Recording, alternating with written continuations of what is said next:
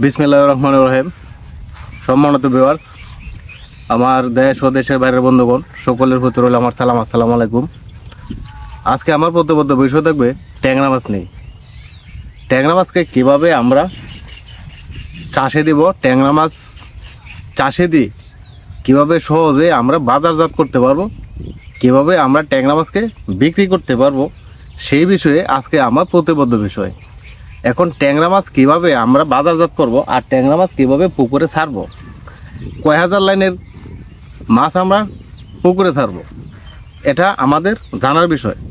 আমরা যদি এটা না জানতে পারি কয় হাজার লাইনে মাছ দেব, তাহলে কিন্তু ভাই আমরা বিশাল একটা বিপাকের ভিতরে পড়ে যাব।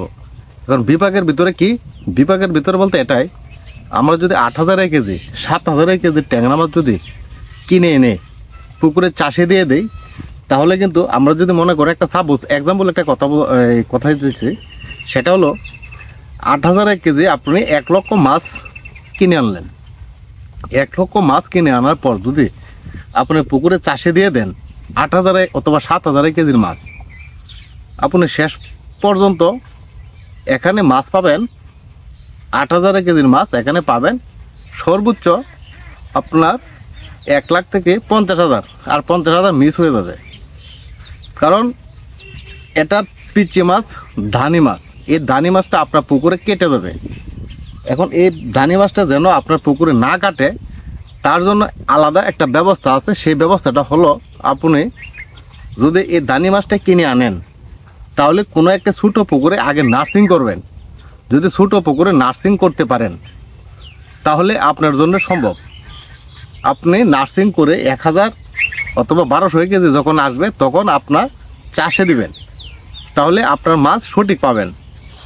আর যদি আপনি মনে করেন যে না 8,000 কেজি 7,000 কেজি 6,000 কেজি মাছ কিনে এনে ডাইরেক্ট চাষে দিয়ে দিবেন, তাহলে মহা একটি ভুল করবেন।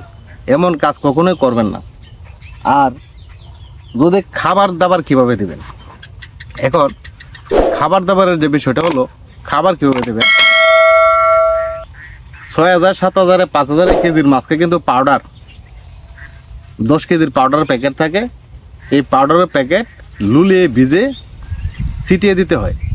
এইভাবে দিবেন যে পর্যন্ত আপনার 1,500 কেজি না আসবে, 1,000 কেজি না আসবে, তার আগ মুহূর্ত সেই পর্যন্ত আপনারা 1,000 কেজির আসার আগ মুহূর্ত পর্যন্ত আপনারা লুলিয়ে ভিজিয়ে খাওয়াবেন। তাহলে আপনার মাছ সুস্থ থাকবে, ভালো থাকবে, মরবে না। আর আপনি যদি মনে করেন যে না আমার মাছ যেহেতু বড় হয়ে গেছে, 1,500 কেজি এসে গেছে, 2,000 কেজি এসে গেছে, আপনি বাসিয়ে খাওয়াবেন, না, এই ভুল কাজটি করবেন না। যদি আপনি বাসিয়ে খাওয়ান তাহলে এই শুকনা পাউডারটা খেয়ে মাছের পেট ফেঁপে যাবে। পেট বাসিয়ে দিয়ে মাছ লড়তে থাকবে, পেট বাসিয়ে দেবে, বডি থাকবে নিচ দিকে, পেট বেসে দেবে উপর দিকে। এই শুকনা পাউডারটা খাওয়ার কারণে, এই শুকনো পাউডারটা মাছ 1,000 কেজির নিচে যখন আসবে তখন আপনারা অল্প কিছুদিন শুকনো খাবার খাওয়াবেন। 1,000 কেজি নিচে আসলে শুকনো পাউডার খাবার খাওয়াবেন। শুকনো পাউডার খাবারের সাথে 0.5 মিক্সড করে, দানাদার যুক্ত যে 0.5 খাবারটা আছে, ওই খাবারটা মিক্সড করে দিবেন। ওই খাবারটা যখন মিক্সড করে দিবেন তাহলে দেখবেন আপনার ওই 0.5 খাবারটা আর পাউডার একসাথে মিশ্রণ যেটাতে হইলো ওটা খাবে। হ্যাঁ, আর তার সাথে এনজাইম মিশ্রিত করবেন। প্রতি 1 কেজি খাবারের সাথে 5 গ্রাম, হ্যাঁ, অথবা 3 গ্রাম 2 গ্রাম মিশ্রিত করবেন। এখন এক এক কোম্পানির কিন্তু এনজাইম এক এক ধরনের থাকে। যদি এসকেএফ এর এনজাইম দেন তাহলে প্রতি 1 কেজি খাবারে 2 গ্রাম এনজাইম দিলে হবে। আবার অন্যান্য কোম্পানির যদি এনজাইম দেন, হ্যাঁ, তাহলে আপনার প্রতি 1 কেজি খাবারে 3 গ্রাম 4 গ্রাম 5 গ্রাম দিতে হবে 1 কেজি খাবারে। যদি আপনি এসকেএফ কোম্পানিটা দেন তাহলে মনে করেন 2 গ্রাম দিলেই হবে, 2 গ্রাম দিবেন। আর অন্য কোম্পানি যদি দিতে চান তাহলে 5 গ্রাম দিবেন প্রতি 1 কেজি খাবারের সাথে। তাহলে আপনার বদ হজম হবে না, মাছের পেট ফাঁপবে না, মাছ মারা যাবে না।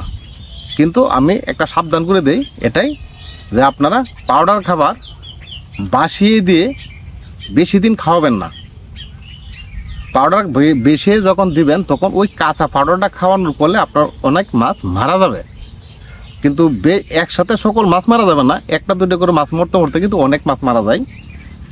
তা আমি বলি আপনারা কাঁচা পটলটা ভাসিয়ে খাওয়াবেন না, আপনারা যথাসম্ভব ভিজিয়ে খাওয়াবেন, লুলিয়ে খাওয়াবেন, তাহলে আপনার মাছ মরবে না, বদ হজম হবে না, ঠিক থাকবে।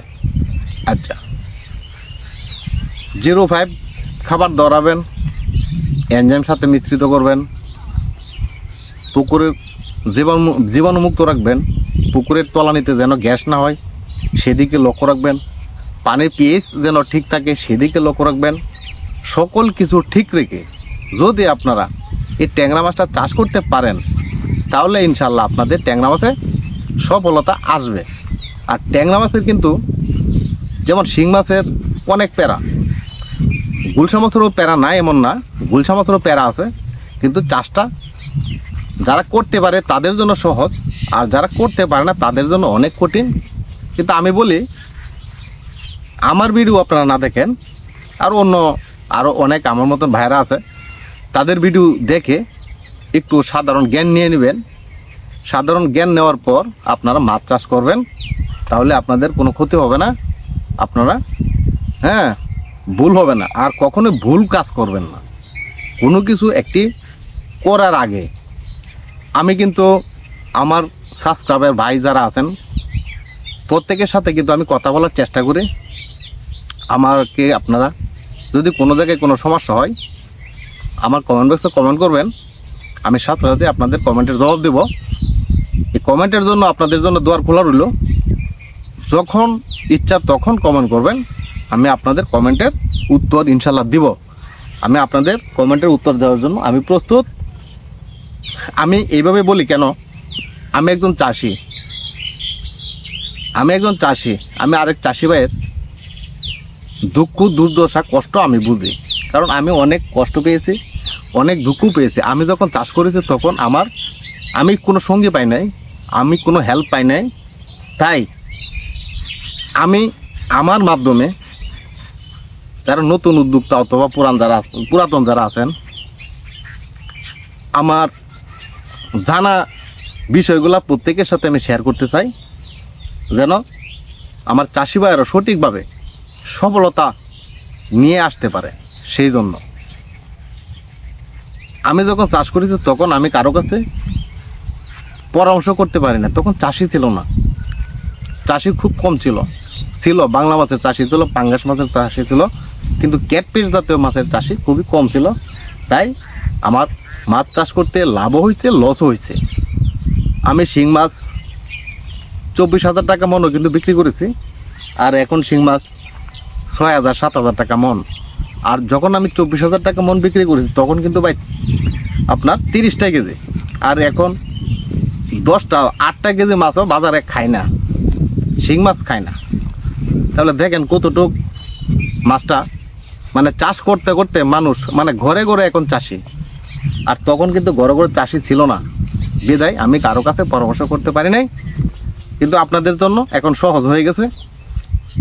আপনার কোনো কিছু যে চাষি করেন, পাবদা, শিং, গুলশা, মাগুর, ক্যাটফিশ জাতীয় যে কোনো মাছ চাষ করেন, আপনারা আগে ভাববেন, ডিসিশন নেবেন, পরামর্শ করবেন, তারপর মাছ চাষ করবেন। আর আমি তো বললামই আমার দুয়ার কিন্তু খোলা, যে কোনো মুহূর্তে আমার কমেন্ট বক্সে কমেন্ট করবেন, আমি কমেন্টের উত্তর দেব। আর প্রত্যেক বিষয়ে কিন্তু আমার এই চ্যানেলে ভিডিও রয়ে গেছে, আপনারা যদি কোনো জায়গায় কোনো সমস্যায় পড়েন আমার ভিডিও দেখবেন। আমার ভিডিও দেখার থেকে কিন্তু একটা কথা বলে দেই, আমার ভিডিও দেখার থেকে কিন্তু শোনা খুব জরুরি। শুনবেন, যদি শুনতে পারেন তাহলে আপনাদের মঙ্গল হবে। তাহলে ভাই আমি আজকে এখান থেকে বিদায় নেব, আর পরবর্তী ভিডিওতে দেখা হবে। এই বলে আমি আমার ভিডিও এখান থেকে শেষ করলাম। খুদা হাফেজ, আল্লাহ হাফেজ।